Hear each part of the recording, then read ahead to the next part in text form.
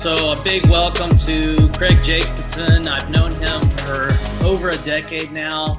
Super excited to reconnect with you, Craig, because we've always done such good things together and really dove deep into data and really understanding our markets and the avatars. And I know you got your finger on the pulse of that and always have. And so I'm excited to really dive deep today to figure out really what is missing in the funnel in terms of what entrepreneurs and business owners should be really thinking about, and maybe some areas that they're forgetting or just not knowing they can tap into some data opportunities that can really help them bring more value to their marketplace. And so maybe for the folks that are watching, you can take a moment just to kind of give us a quick background in terms of how you got where you're at, what you're up to now, and then we can kind of dive into the content from there.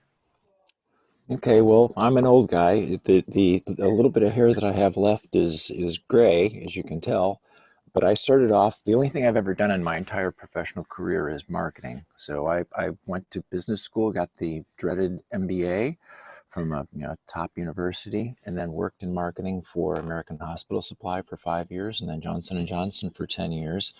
I've worked for a bunch of large companies through the years, running marketing operations. So that was all sort of pre-digital.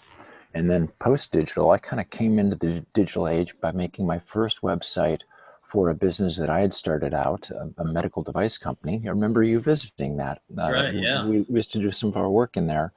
I created my first website in 1994, 95. And I didn't understand digital marketing very much because it was this emerging thing. No one did. Yeah. And then somewhere around, what was it, about 2004, 2005, I got serious about wanting to know a lot more about digital marketing. So then I started investigating, learning it, and then a bunch of business owners that I know had asked me to take over and run their marketing operation for them, because I had figured some stuff out. And then that's when I learned how to use marketing automation and Infusionsoft, and became one of the early Infusionsoft certified consultants.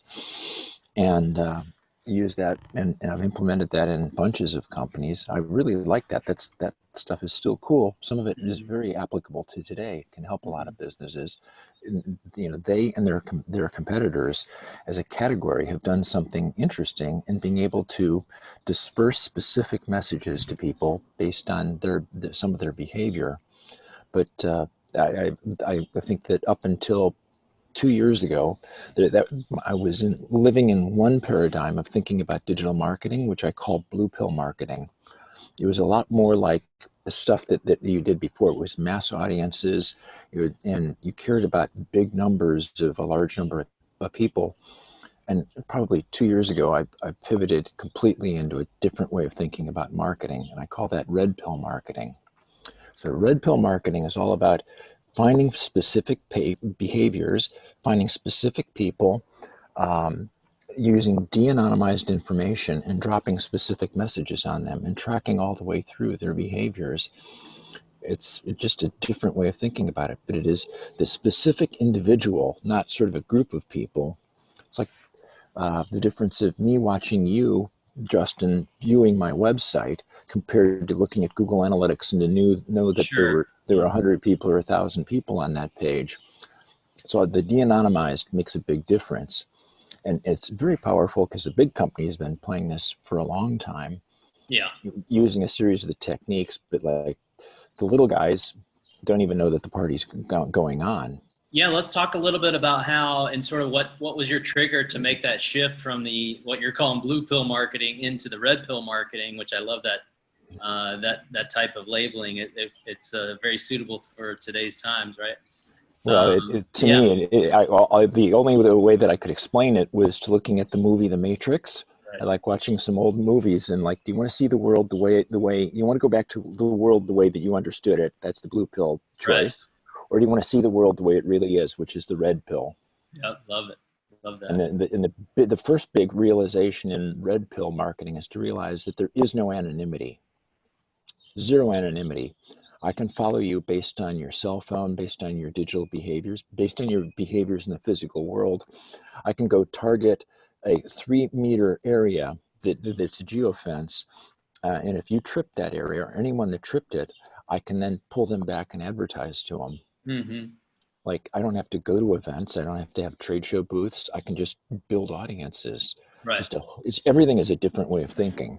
So what was the moment that you made that big shift? What was the big thing? Did you see see what some of these big companies were doing in terms of being able to target at that level? And that's what made you think about really shifting into diving deep into that type of approach to marketing?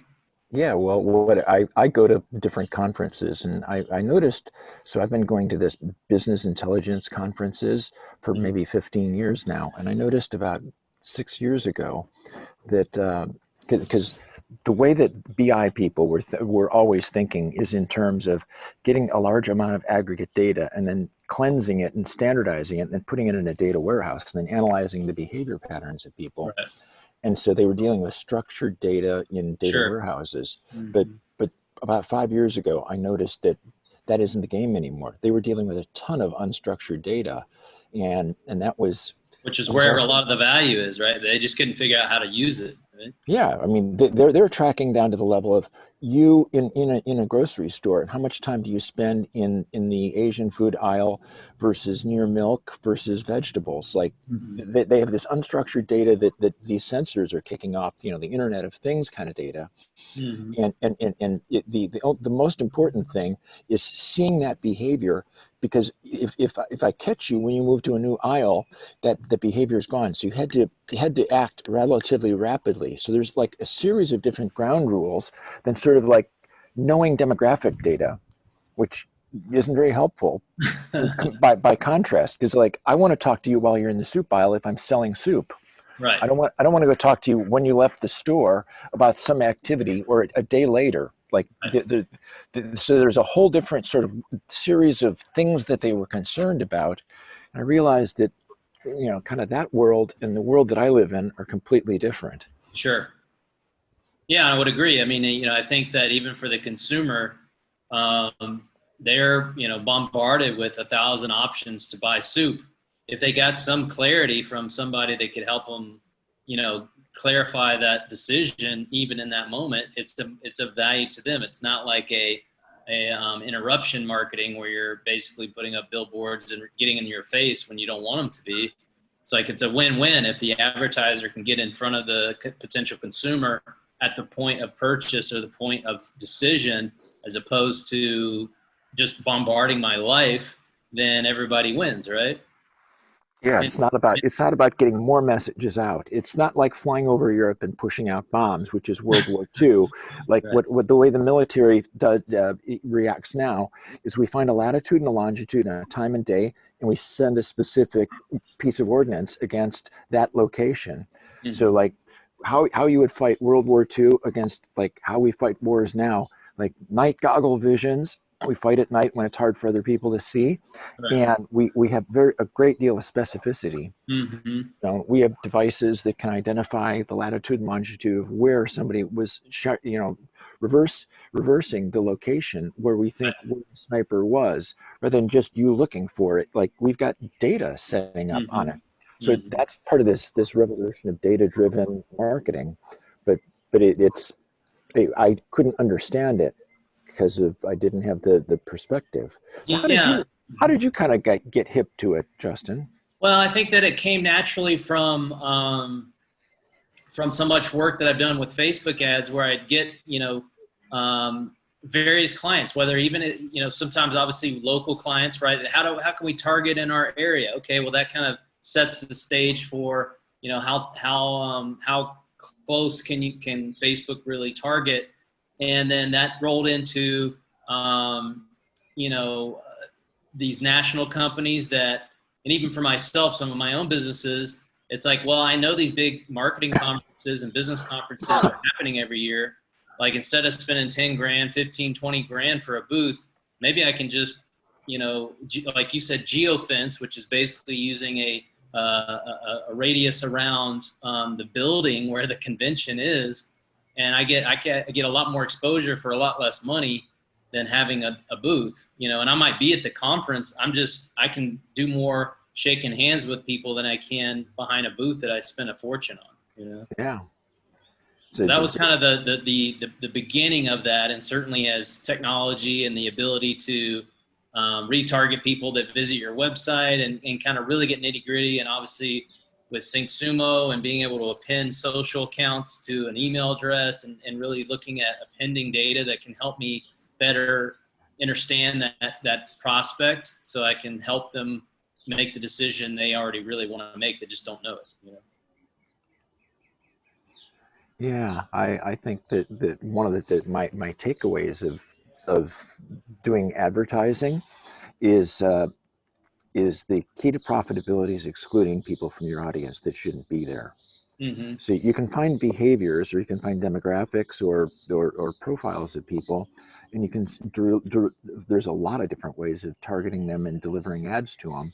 But when you can put in a exclusion criteria on that says eliminate all the people that like Obama or all the people that like Trump, all of a sudden, you know, they're like, oh, well, those I've deselected people, and then you start to find huge improvements in cost per click.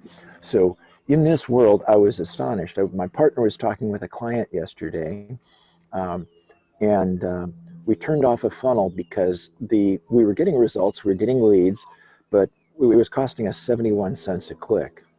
And the gut reaction was that they both had is like, we don't do that.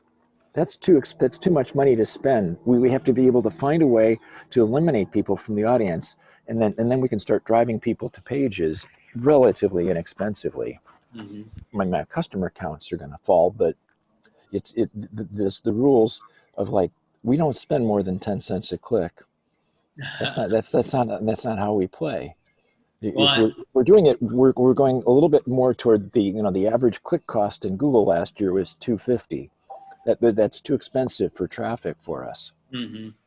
Well, and I think that you hit a very important um, topic there, because I think a lot of advertisers, even the best of the best, they're not focused heavily on exclusion. They don't really think about exclusion, and I would agree that. And it's not because they don't know that that's there, or that they probably don't know where to start to be thinking about how to exclude. And maybe there's some methodology that you've used that you think about, or data points that you try and get so that you can start to see, well, who should I exclude, and what's the process of, even if I start with it wide open, at what point or what signals am I looking for that I would say, you know what, now let me overlay some exclusion on that. Well, you usually go big with a big audience, and then you get it working. You're starting to get leads. You're starting to get sales, and then if that works, then slice the audience. Male, female, married, single. Republican, Democrat. I mean, whatever. Start to slice it using some sort of criteria, and then you're going to find that whatever the performance was, the like 70-cent click, that is the broad audience. When you get down to this other group, you get a ton more action. Your click costs they melt. 3-cent clicks, 8-cent clicks, 11-cent clicks, and my quantity of clicks go down too. But there's this hot spot where all the profitability is, and those are the people that you really want to be talking to because your conversion rates are higher. Right, and once you kind of have those and you know who they are, then you could make larger lookalikes, or you could scale it up from there, right? Scale it back out. How can I find more people like this becomes the ultimate goal, because there's this reductionistic thinking, but then you have to be able to scale a business, kind of reverse that process and say, where else can I find more people like that? Or could I change my value proposition to be appealing to all these other people? So why is it that only these people like it? Why is it 25 to 35-year-old married women like it? And why is it that the 45 plus single women don't like it? So there's something we're doing wrong with story or value prop. What is it that you like to see in terms of how much data do you like to see coming through to where you can say, you know what, it's time to start slicing and dicing this in terms of, I don't know. Yeah, I don't I know. mean, I kind of go the same way. I just kind of go with the gut. I know I've been doing it long enough, spending millions of dollars on Facebook ads. You figure it out. It's just in your gut, right? So, Well, we have a very specific way of how we work. We work on a weekly cycle. mhm. And so every week we have the centerpiece is a meeting with any particular client where we review what did we do, what happened, what are we going to do next? And so that's the point when we're making the decision. Okay, 70-cent clicks. We all know we're not going to do that anymore. There's some gold in there. There's wheat. Okay, like a haystack that's got some gold. There's too much hay, and so that's too expensive. So how do we go slice the audience down to go figure out where the gold is buried within that haystack? Mhm. And so then over the next 3 weeks, we will have sorted it out because we'll slice it into a couple Right. audiences, Mhm. apply the budget there, and go find out what really works, Got it. who really likes it. Hmm. Any particular tool sets outside of, we've been talking about Facebook ads, but certainly there's other channels as well as other tool sets that can either append data or things that you like to use or that you found real value from that you think, entrepreneurs and business owners and marketers and advertisers can kind of take away from your experience and, kind of tapping into stuff they don't even realize is out there that they can be doing. There's at least 5,000 different websites that are doing that either do IP appends, like you hook up a service, a script on your website Mm-hmm. that pulls the IPs or pulls the email hashes of the visitors, and then you send that to a service and append age, gender, income, make, model of car. I can know the VIN of your car because you visited the website. I can know your loan to value ratio on the home, what your house is worth, how many bedrooms, how many square feet. It's almost mind-boggling how much data there is. Yeah. I was telling somebody earlier today that on one of my campaigns I was really surprised. So I was working with this solar installer, Uh-huh. and so I don't know. There's all these things that I don't understand. There's things that are correlated, and there's things that are causal. Mm-hmm. And my mind wants to find the causes of things, Sure. but what you're looking for in data is at least correlation. So we noticed that when we append the data, we took the customer list from the business and appended a ton of data to it. Sure. And it turned out that 95% of the people that had bought these $50,000 or more solar systems from them have a dog. Hmm. Now, it's impossible for me to make the leap to say that owning a dog it caused them Uh-huh. to be Sure. interested in a solar system, but like the presence of a dog is probably a data point that says that they're interested in family. Maybe they had a kid and or a couple kids and their kids have gone off to school and they still have the dog that's living out its lifespan with them, or they're dedicated homeowners. But there's something about that. Well, yeah, and immediately where my mind goes as an advertiser is I want to see dogs in solar ads. I want to see dogs on landing pages. I want to see dogs in email follow-up. Yeah, you know that you can twist the message Mhm. because if they're inadvertently buying stock art that's got cats, Right. we're missing the mark. Exactly. Yeah, I love that. Yeah, I know that there's like Tower Data. There's Oh, Axiom you can get data from. But you're right, there's a lot of sites that have the scripting. Getemails.com if you want to mhm. append an email to a visitor.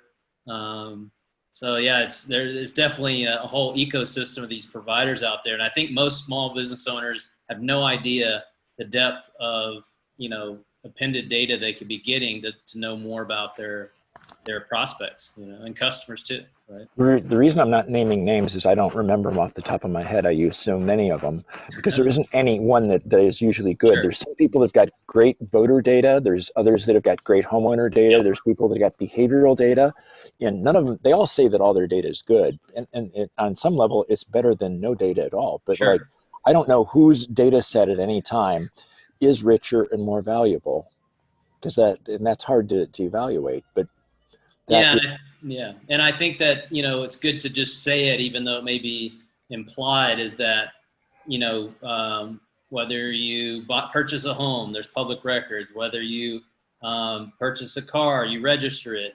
You're a registered voter, right? Public knowledge. The grocery store, clubs that you put your phone number in and get a discount. They're selling all that data to these other third parties. That's how you get it. It's everywhere. Yeah. Your credit card companies have been selling data forever. Yeah. Mm-hmm. So all your purchase data, what you purchased and how much in which category, they know. Exactly. They're selling it to these data houses. Yeah. Yeah. That's how they further monetize your credit cards and all these other programs. Actually, what I didn't know is that your HIPAA compliant medical records with doctors' offices and hospitals is sold for about $1,600 a year. Everyone's is. The drug companies buy that. They observe. They don't care specifically, but from the doctor's notes, you may have diabetes or some condition or heart condition, and so then you keep going to the doctor's office for event, and then you get a prescription, which is a very big thing for them, and then they watch what happens afterwards. Do you still keep going to the doctor's office? Did you get better or not? And then you change prescription, but that data set is very valuable for them. Mm-hmm. And that's a lot of how they're figuring out what's effective and not. Yeah, they're just depersonalizing that data before they sell it, right? Yeah. Mm-hmm. So even I think the point there is that even the houses that think that they're actually protecting your data, it's being sold in some form or fashion. It may not have your name attached to it, but your data is being sold, your behavior data. AT&T, Verizon, your cell phone data of where your phone is.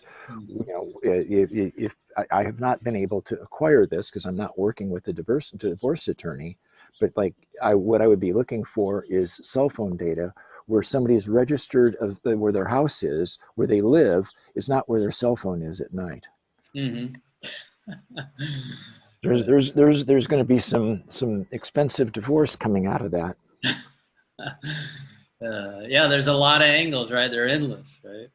I mean, the friend set up a geofence during the COVID crisis around a private airport outside of Omaha, Nebraska, because he wanted to go find ultra wealthy people that were flying private jets in to go talk to Warren Buffett.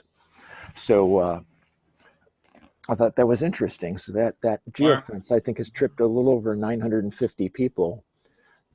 Otherwise anonymous, but you set a geofence on that. How else do you find those folks? It's hard to do, right? Yeah. Like these techniques let you find needles in the haystack. It's thrilling. It feels like a superpower when you figure out a use case and a method to execute on it. Yeah, that's the key. I mean, I think for most businesses, it's just they should be, we're bringing the idea of tapping into behavioral and other data to really, like you said, focus on the actual specific person and how you can serve them better with this data, and with their behavior, and just know that this stuff's readily available, and it's readily available for small business owners now. Where for decades, a lot of this has been locked away for big corporations because they could afford and pay the contracts and all that. But a lot of this has trickled down now to a place to where anybody and everybody can get their hands on it, because the folks that own the data, they sell it 100 times over, 1,000 times over. So imagine how easy it is to set up a small business in today's world compared to like 10 years ago when we were doing a lot of stuff. Like now, if you have a concept of your ideal customer, you're interested in a particular you know exactly who your who is, your ideal customer avatar, and then you got an idea of a value proposition.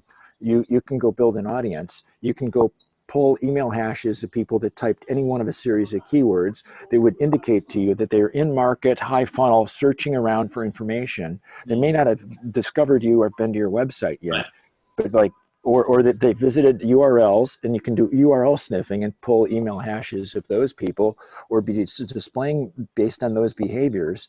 And that's a very profitable area to invest some money in. And that was not the case 10 years ago, sort of in blue pill marketing.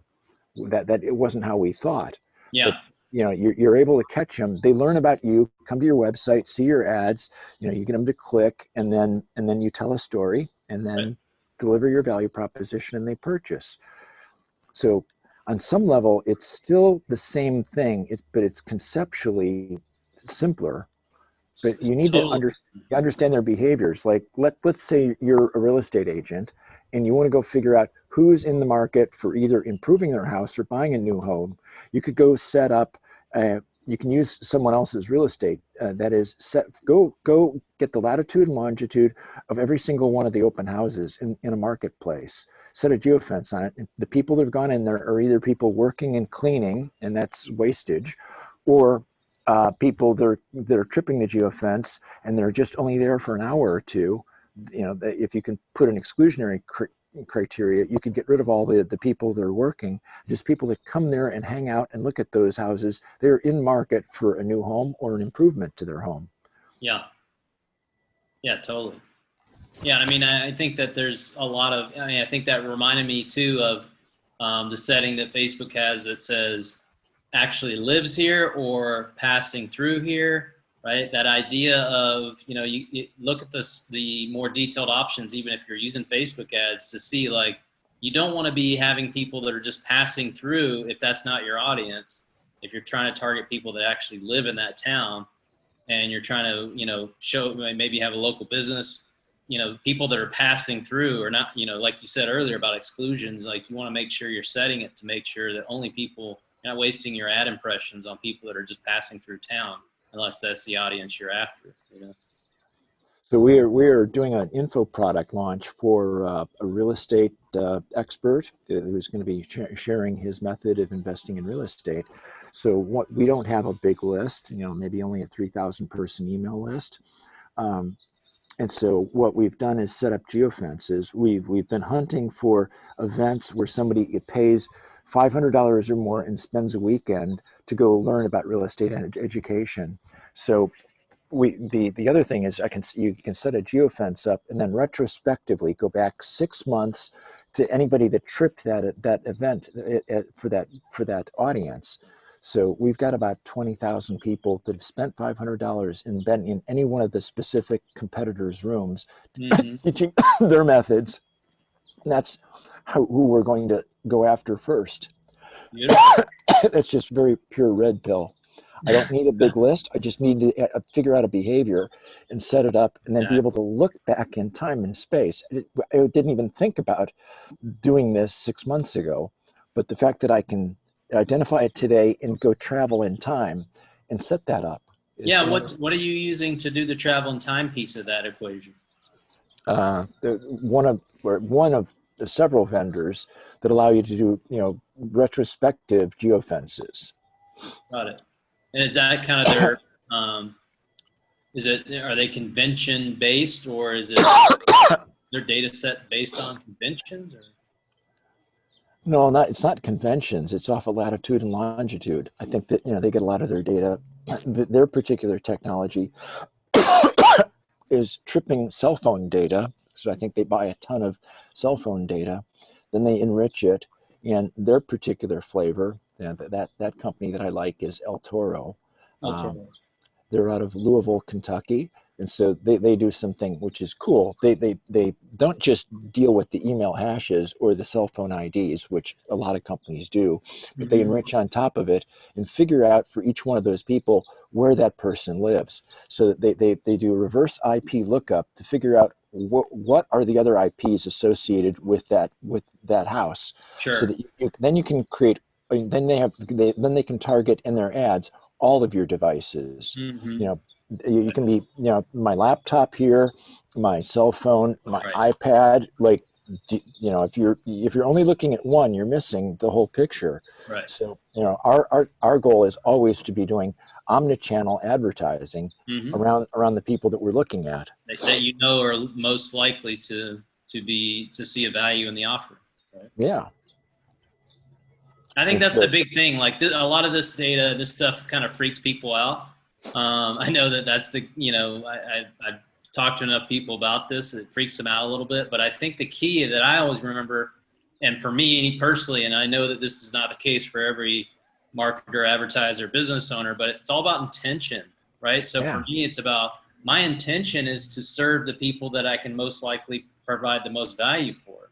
So I don't really, I don't want prospects coming into my business that I can't fully serve, and I might have to like do something. If I really want the business, I might have to change my offering to suit them. I'm going to go out of my way to help them. But if I can just attract people that are most like the people that get the most value from my products, why wouldn't I tap into this world of behavioral and specific data that can help me reach those people, right? I have an associate, the fiance of one of our daughter's friends, who's a political consultant to political parties in Europe. And so, we talk about, this style of marketing. He's amazingly smart and kind of gets it, and advises political parties on how to win elections.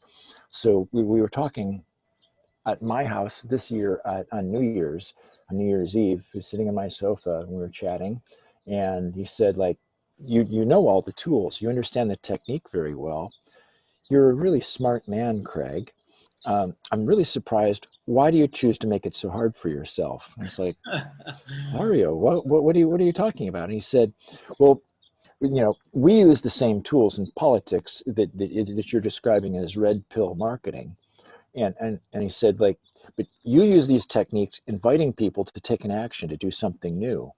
And what the key in political party advertising is a little bit of that, but 90% is identify the people that are following your opponents and convince them to not vote. And it's 5 times easier to get someone to not take an action than it is to do the hard thing, which is to invite people to take a new action.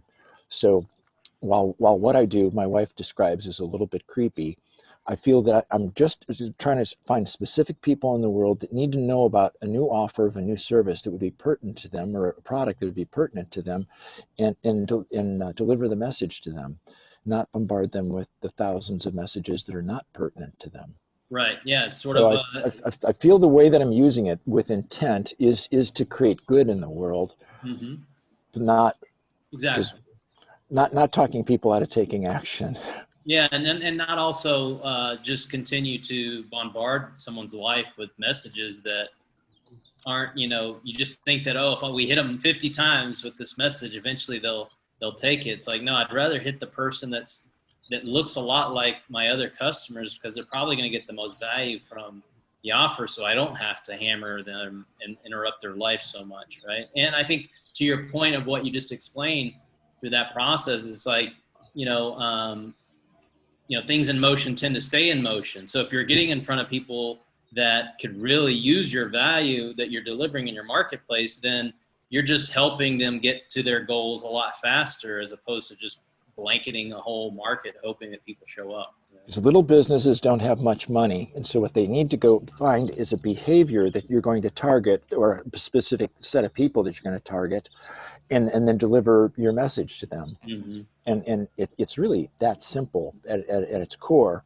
but you need to be able to imagine those people and understand that behavior. Mm-hmm. And that way it minimizes the noise you're putting into the market, and also creating conversations that don't lead anywhere, because the prospects that you're putting your stuff in front of, you're attracting people that either can't afford your stuff or just really don't resonate with the value you deliver.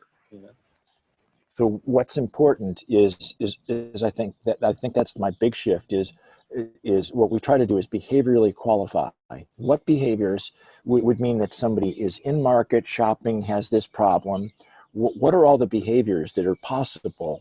Because those are the points of attack. Mm-hmm.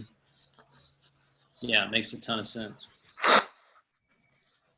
Yeah, and I mean, it's really, like you said, it's endless in terms of the directions you can go, but I think it's about stepping into the space and saying, hey, how can I take my current list of customers, whether it's 100 people or 100,000, and start appending some data just so I can get some idea of what potentially, like you said, either causation or correlation is there. Because even a lot of times in my own process and helping clients, exponentially grow their business with my business acceleration life cycle, part of that is kind of doing an 80-20 and really looking at it and saying, let's look at the customers that pay you the most. Who are they? What elements of demographic and geographic and all these, like you said, the behavioral data that really triggers, and let's focus on them. Let's write a new story, and let's figure out what language in the market they're using, like looking at Amazon reviews, like what words are they actually, phrases are they actually using, so we can say that into the market. And, kind of really diving deep into how do we really target people that look most like those that we're going to ultimately serve with the most value. Yeah. The funny thing is about the 80/20 is that, I mean, the Pareto, when you do that Pareto analysis, I've been doing that my entire career. Yeah, it's That, amazing. that's been one of my secret weapons. But it's not 80 and 20. It's like No. 95/5, like all the time. Yeah. There's so few people that drive the success of any business. So, and there's so few ads or so few landing pages that, Yep. but once you start to say that I'm not going to create a winning page, I'm going to create 10 pages. They're going to show me the direction of that I ought to be building at. I'm not going to create one ad. I'm going to create 100 ads to be able to find the few ads that get all the clicks, that get me all the customers. And so then when you go in and think about it a little bit differently, where you're going to create a horse race and you're not going to pick a winner. You let the horse race pick the winners. You're just going to spend a little bit of money and run that race, run some traffic at that page. But I think that's part of the other in my method of working is, wherever possible, letting experiments dictate what we're going to do next. Don't overplan, don't overbuild. Just figure out, like, create a landing page and a couple variants of it, and let a split test show you which one is the one you ought to do. Because I'm very, I think I'm an expert, or I'm told that a lot. I just don't feel like an expert. All I've ever done is run experiments that, if I were to choose any one of the 100 ads we put in there, and I would say, ad number 75 through 80 were the good ones, and there's no clicks, nobody cares about it, but there's ad 1, 2, 3, we got all the clicks. I never can seem to pick the winner, but I just run the races. Right. So that's taking the human judgment out of it. I mean, Right. you have to sort of be judging to have the criteria of success, but that's the learning, the people, the message, the time, um, the behavior that you're targeting. Yeah, no, and I think that to your point there, it's important that entrepreneurs and business owners have the right mindset going into these types of ad campaigns, or however you're actually reaching the market. Is that the goal isn't necessarily to, out of the gate, isn't necessarily to just turn it into gold. It's really finding the data, the thing that you need to understand on which behaviors are driving those actions, so that then you can re-leverage that to get to the real goal that's actually scalable long term. Yeah, our methodology is very much about, we believe that it takes normally about 3 months, sometimes less, but sometimes 6 months, but 3 to 6 months to kind of learn. You're going to spend money to learn. We're testing audiences, testing messages, testing pages, and to see if those people will engage in that. And then the learnings are consolidated, and then you're able to start, improving the rates, dropping the costs, and start to make money.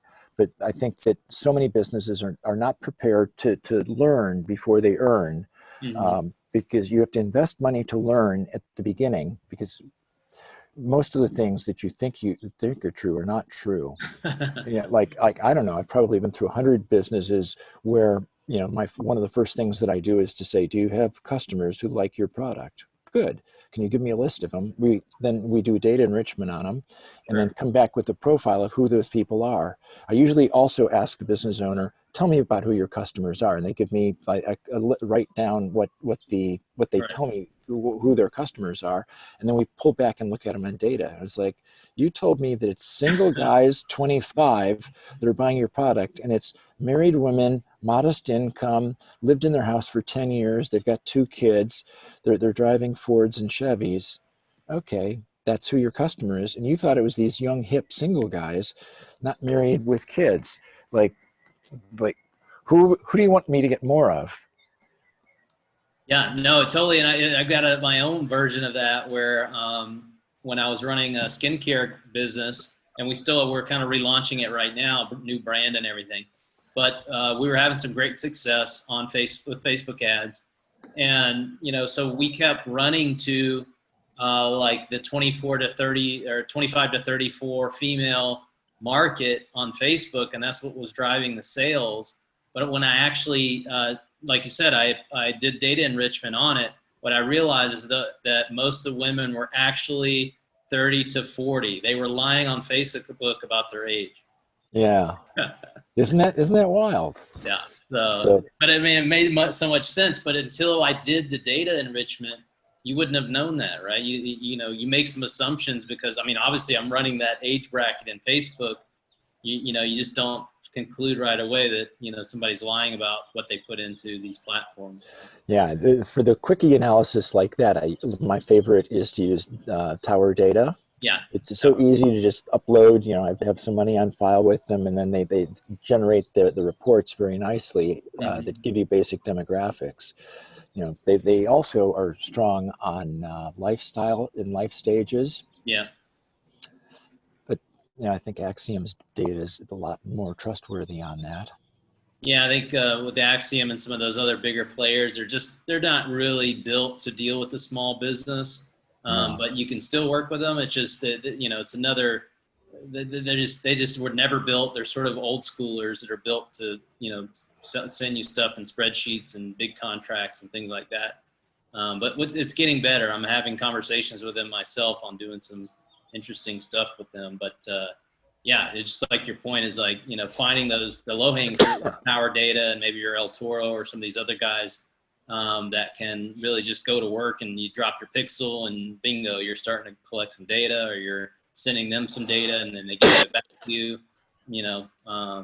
There's a lot of good stuff that's not expensive to do that really can help you better understand your customers so that you can start to think about this red pill marketing strategy. Yeah, kind of back before I was kind of aware of thinking differently about marketing, I was working for this company, Hart Hanks, that had a Sure. data set of all of the small businesses, all the businesses in America, and I they haven't know heard that that we name in a installed. long time. They haven't installed. They used to have this data set that we sold to large Fortune 500 companies. I think I sold it to Microsoft, and we licensed our data to them. But what they were looking for is the other things that those companies own. They own this kind of machine, this kind of storage, this kind of software. They have these kind of people working there. Yep. And so they license that data to be able to shape messages, because what they're looking for is the intent of, are you going to be participating in worrying about data security? Are you worried about security? You're worried about server virtualization? You're worried about voice interaction? Right. Or is you have a governance set of issues? Like, what kind of issues are driving those people? So how should we be describing our particular product or service when we're coming in to talk to those companies? Yeah, it's really interesting. And then obviously in the B2B space, there's a lot of, especially if you sell into mid and large tier corporations where like the IP is from this company.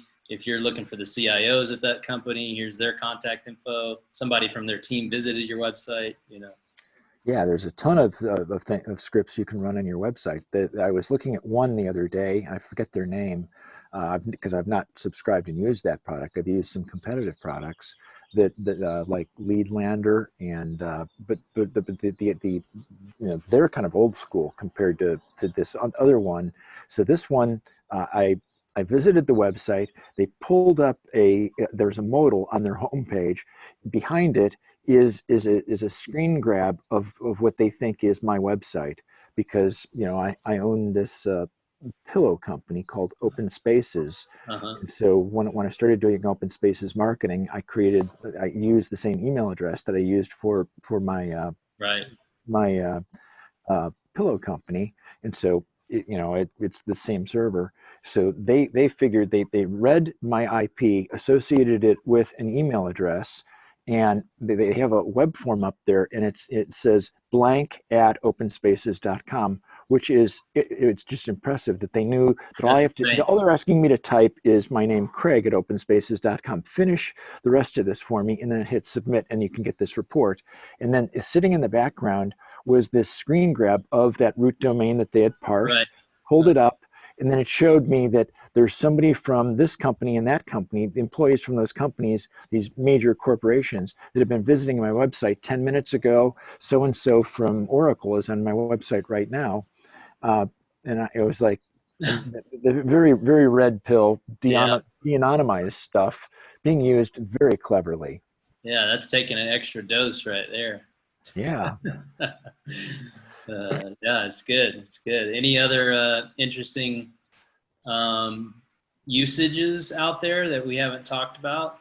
Like I said earlier, I've seen, I don't know if you've seen these guys get emails where people visit your website and they, like you said, they try and append an email or, some people are, and I have heard some people, I have clients that are using it very successfully in e-commerce and they're not having any issues with taking those emails and delivering them via their, CRMs, the Infusionsofts of the world.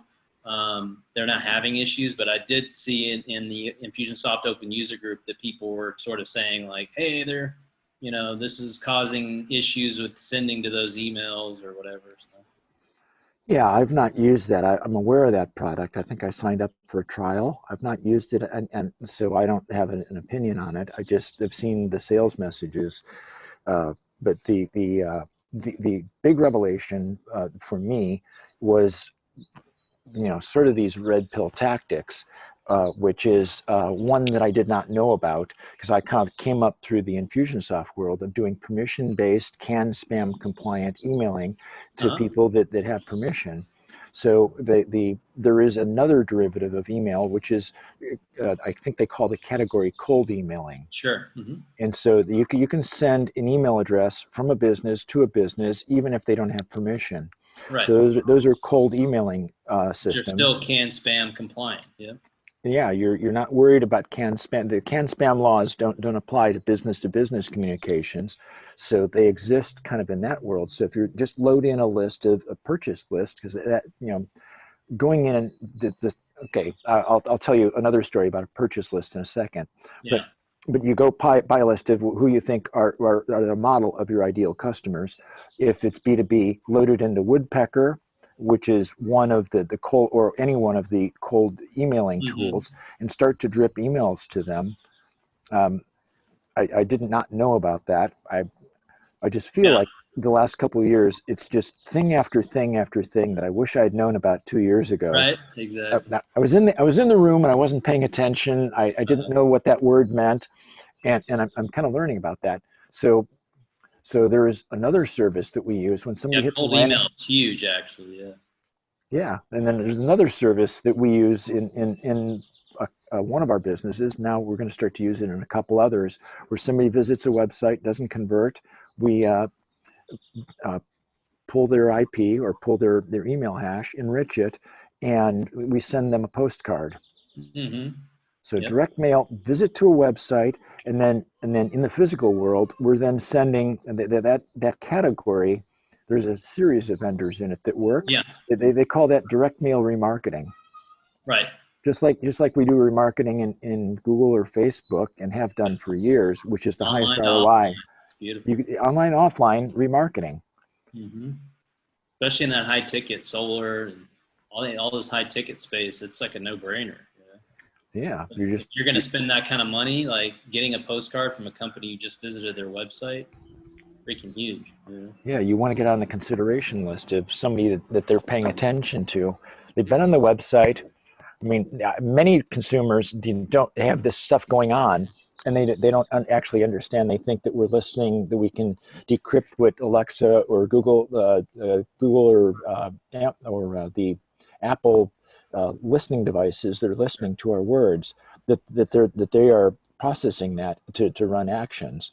That's Mm-hmm. not true. I don't know how to do that. I've never heard of anybody being able to do that. I No. mean, in theory, that's sort of like science fiction, CIA television stuff.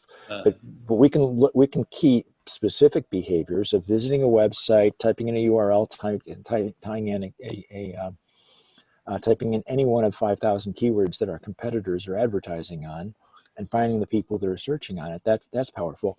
So I was going to tell you the brief story of, for a little while, a year ago, I was partners in a business that was a solar installer business in Las Vegas. Mm-hmm.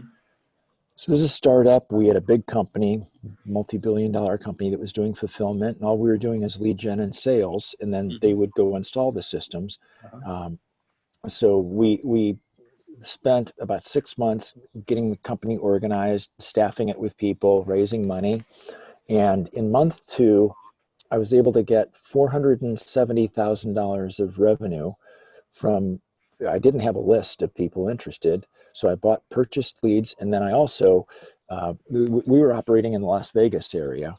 Sure. So what I did is went to a data source, and I bought a list of everybody in Las Vegas that had a house that was a little bit more expensive than average. So I think at that time, I bought a list of people with $300,000 houses because the data showed that $250,000 was the average house value. Yeah. So $300,000 houses, larger than average, uh, because it's a hot place. Mm-hmm. Bigger houses are going to have bigger electric bills, and Yep. they would find solar more interesting. So I looked at 3,000 square foot houses, $300,000 of Home value. house value, Mm-hmm. and then presence of children, presence of pets, and a pool. I loaded them into Facebook, created a custom audience, ran them to a landing page, and got leads. Then we enriched the leads to double check, because I don't, with data, I don't know if Yeah. anybody's data is good. Did Exactly. they sell me a bunch of crap, and then the Mm-hmm. people that are coming out of the other end don't meet the criteria of that custom audience that we were running in, Mm-hmm. or does something happen along the way? But like, just from zero to hero in 2 months. It's huge. Yeah. Yeah. No, and the other thing I wanted to touch on that may play, I think it plays into the idea of really doing some work to understand your customers' behaviors, even down to their, we talk about the geofencing angle. Like for my water softener company, like now we're gonna do the door hanging stuff where we have people hanging on their doorknobs because we know that these specific neighborhoods in Texas have tons of hard water, and now you're sort of like going offline and using stuff that's highly targeted, actually that's relatively inexpensive because we've got enough data to know exactly in Texas where these neighborhoods are of homeowners that, and then we position it. Hey, one of your neighbors just purchased a water softener from us, Yeah. I just mean, highly localize it. there was somebody that I met some years ago that said that they were a plumber that specialized in homes that were 30 years older, 30 years old or older. And she said, "Do you have There's a any gold mine in there for suggestions?" plumbers. It's like, oh, I know how to. I only knew at that point how to do the blue pill stuff. And so now in the red pill world, like, that's cinch. That's Like, you, gold. you, Yeah. you just run exclusion criteria on any home that isn't. I Yep. mean, you can't do that in Facebook. So you take your data on the outside. So that's the other important principle. While I do a Mm-hmm. lot of Facebook advertising, I'll do a lot of Google advertising. I do a lot of programmatic advertising. Mm-hmm. I don't actually care which channel that they're going to respond to us in, but I Right. want to be able to be able to own the data of the prospects, the email hashes or the IP addresses of the people we're trying to address, and so Mm-hmm. that I can move it and test in all the different channels. And that's what I don't like about just only relying on Google or Facebook Sure. solely, because Right. they retain that information. I Yeah. mean, they have what I want, but they won't give it to us. Right. So Exactly. so we go process it, eliminate people that we don't want. So that is it. There's not an uncommon thing of we go pull email hashes, people that have visited a website or watched a video to a certain point, pulling back their IDs, de-anonymizing it at that point, and exclude all the people that don't have money, take all the people that have money and have that behavioral interest and load them into Facebook, and that's our Right. custom audience, because Facebook won't let us use exclusionary criteria on income. Right. They Not have that anymore. Yeah. information, but so we still do that, but we just do that outside of Facebook and then load it in. Mm-hmm. That's what's so great about these third parties, that they can enrich the data for you, so you can clean the feed before you shove it into these platforms. Yeah. then you're, every advertising dollar is going to be spent, well. Yeah. So what else do you think would be interesting for your group to know about? I think a part of it, like I've been having quite a few conversations lately with different companies where, and again, this is all, uh, uh, just personal experience. And certainly I get to see a lot in different types of businesses. But I think, although I think that there's a place for these like Autobots and bots that are people building and Messenger and various chat bots and things like that, like, I think all that is kind of, it can work, but I think that people want to, and this is what I really focus on with my clients in my own business, is like getting, like, how can you fast forward human to human connection? Yeah, Like, stop building things to just try and automate, almost like the blue pill. I think that's all blue pill marketing. Like this it idea that is. you're just going to create a machine and no humans exist in it and you just make money. Like, no, let's get back to building relationships. Let's use technology to speed up a connection between two humans or a company and of humans that actually provide a value to another human being. Like, how can we use the tech and use these techniques that we're talking about so that we can speed up real human connection? I mean, even now doing this over Zoom, and I know a lot of businesses are, because of the virus, are working from home and doing more Zoom stuff and getting back to like more of this person to person to communication and really caring about the problems that these prospects have and how you can truly solve them. Because I think we'll get that flywheel moving to where we're like, okay, I'm listening to what you're saying. Let us adjust our offer to fit that. Like, everybody wins by actually getting back to human connections, and we can use this technology to fast forward that. So, in the post-COVID world, pretty much every business that I'm involved in, those that I own and those that I'm doing marketing for, have had to pivot their business relatively dramatically. Some more dramatically than others, but Sure. like it's not on every every funnel, every business has had to be rebuilt from the ground up in the Yeah. last 2 months. So I bet most of your listeners are in the same condition. Yeah. So, our two foundational principles that it would be a thing that I think everyone that is listening to this should do is revalidate your assumptions about who your customers are. So you take the list of your customers, enrich them. That's step one. Step two, make sure you have measurement on every layer of what's going on, and then that's manifested through dashboards so you can go see how many people are doing this or that. So Mm-hmm. those two things are the most important. And then the rebuild process is to first chase the people that have done business with you in the past, your reactivation campaigns, to get them to purchase again, to get them to refer friends and other people like them. And so, then we use, multi-channel marketing to communicate with those people. And then the next layer is almost blue pillish, is people that have visited your website. You need to like run remarketing on them, Sure.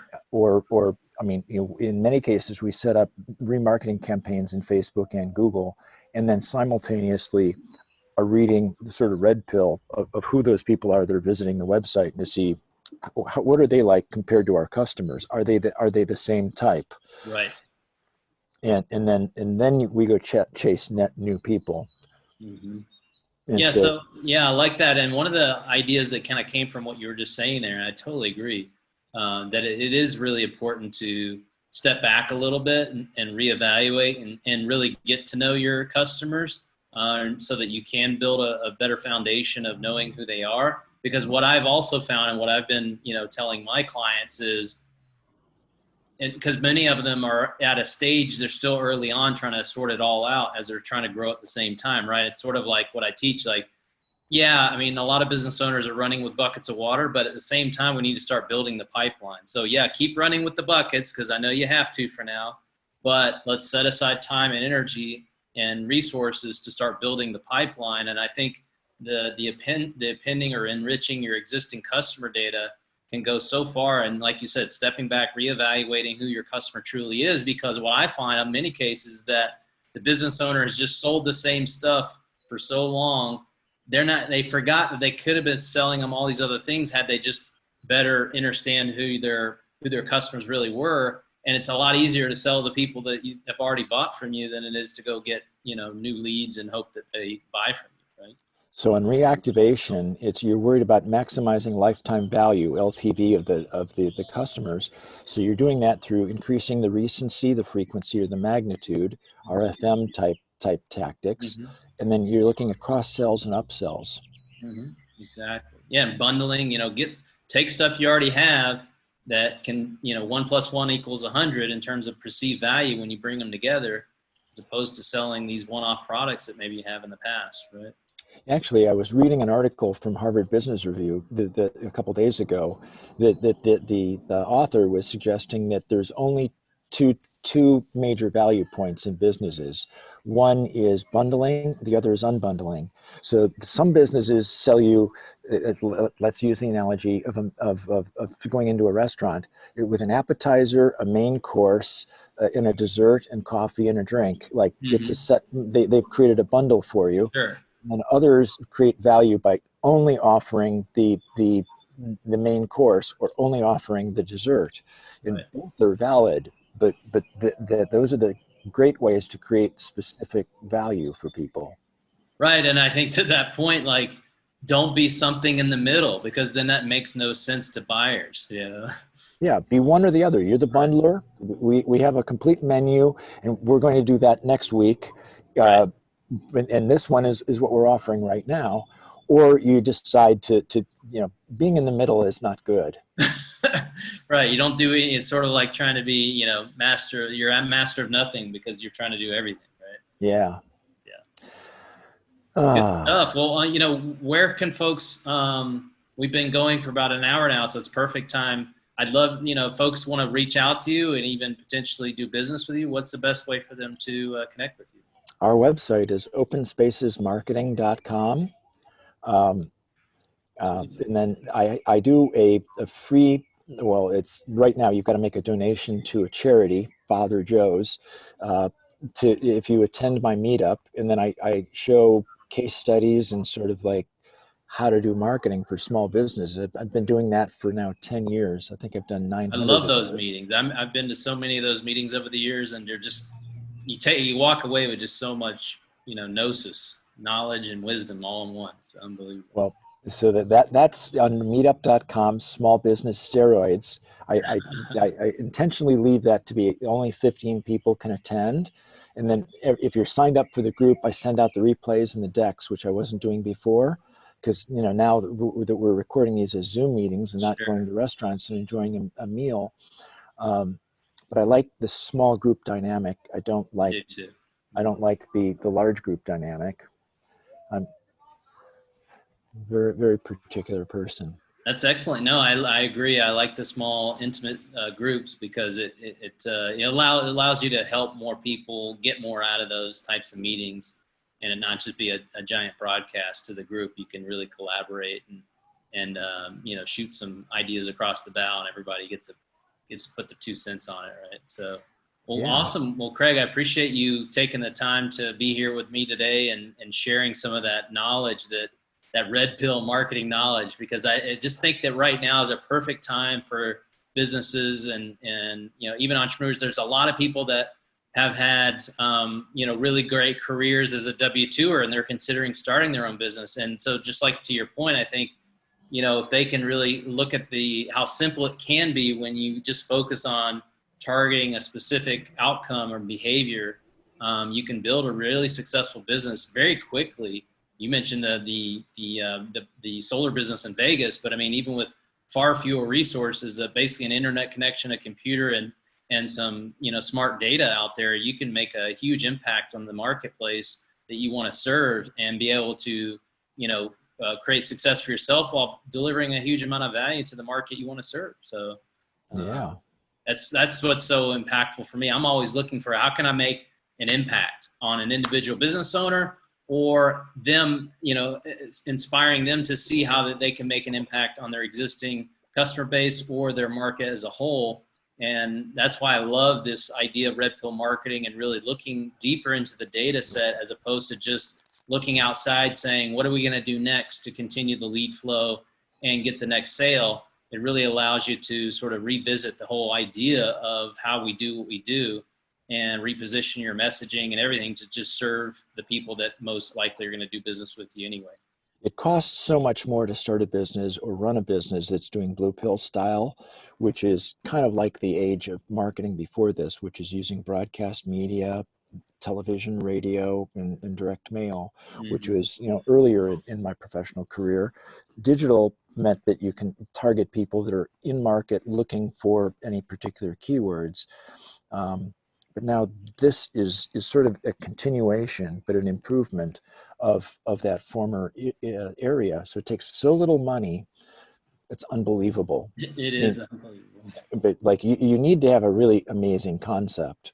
So like to go after a very particular group of people. So I had this client that sells products to people that have exotic cars.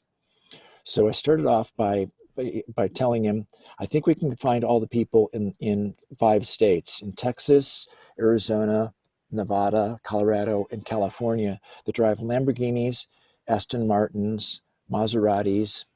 I forget all the list of all the exotic Uh-huh. cars, but they were all $150,000 and above cars. So we bought that list for $700. Loaded them into Facebook, started advertising to them.